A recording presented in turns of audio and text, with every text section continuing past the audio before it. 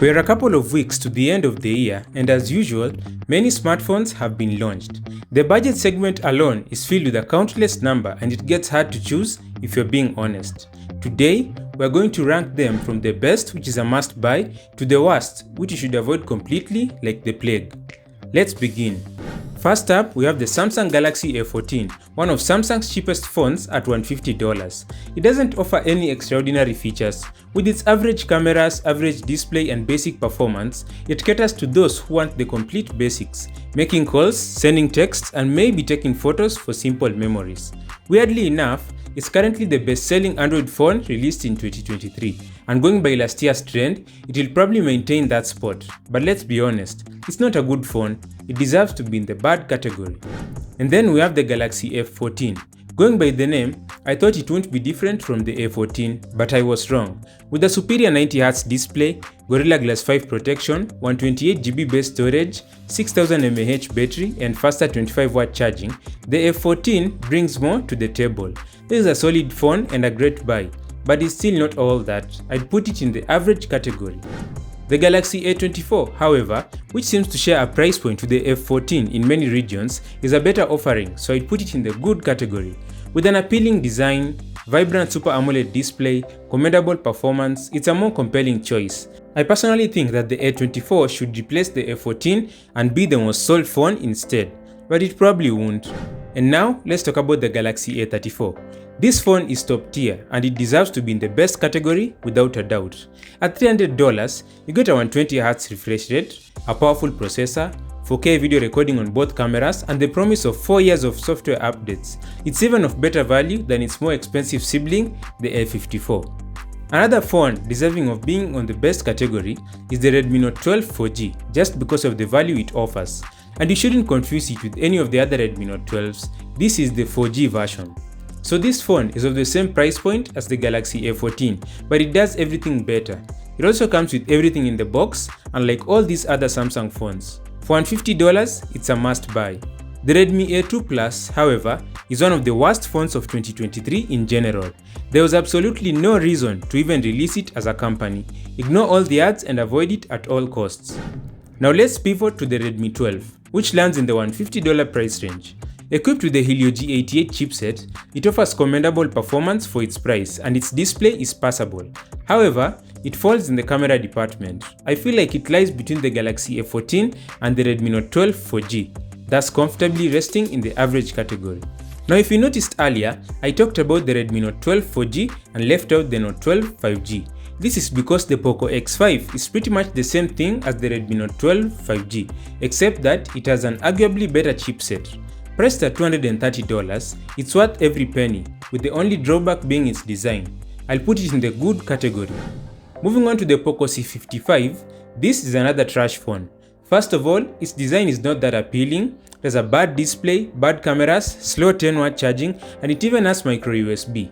Having micro USB in 2023 is just nasty work. This phone also deserves to be put in the worst category. Run away from it and never look back. Now if I'm being honest, I've never really liked the budget Oppo phones. I always felt like they intentionally made them bad so that Realme phones looked good. So the A78 passed my expectations. Sporting a 90Hz display, the Snapdragon 680 processor and a pretty good design, it does well for itself. And the 67W fast charging makes it even better. I'd put it in the good category. Next in line is the Realme C55, one of the best designs here. It was one of the first Android phones to copy the dynamic island from the iPhone. It shares almost everything with the Redmi 12, but it has faster 33W charging. I still think it deserves to be in the average category. The Realme C53 shares its price with the C55, but for some weird reason, it's worse. I genuinely don't understand why Realme would do that to themselves. It's not a terrible phone, it's still okay, but it's definitely less than average. These are the phones that users compare with the $1000 iPhones and then claim that iPhone is better than Android. It's a bad phone, try not to buy it. Next on, we have the Vivo V27e, sharing its processor with the Galaxy A24 but boasting more RAM, so you should expect a better performance. It also has a killer design and 66W fast charging. I feel like the phone is really good, but it doesn't quite crack into the best category, so it stays in the good category instead. Which brings us to the OnePlus Nord CE3 Lite. It's safe to say that OnePlus has been on a roll this year, as all OnePlus phones have been quite nice. With a Snapdragon 695 chipset, a powerful 108 megapixel camera, and a speedy charging, this phone hits all the right notes. The only potential drawback might be the LCD display, which, despite not being AMOLED, it still offers an excellent visual experience. Overall, the OnePlus Note CE3 Lite earns a well-deserved spot in the best category. Another phone that deserves to be in the bad category is the Tecno Spark 10, and it shares a similar fate as the Galaxy A14, offering no extraordinary features and delivering just average performance. It is also overshadowed by its older sibling, the Spark 10 Pro. This one deserves to be in the average category, and what made me put it there is its price. It's equally a bad phone, but offers slightly better value to be put on the same category as the Spark 10. The Tecno Camon 20, on the other hand, must be on the good category. For just under $200, you get a great camera, display and performance, and you also get 256GB of storage. This is definitely the best budget Tecno phone from this year. Now the Infinix Hot 30 is pretty much the same phone as the Tecno Spark 10 Pro.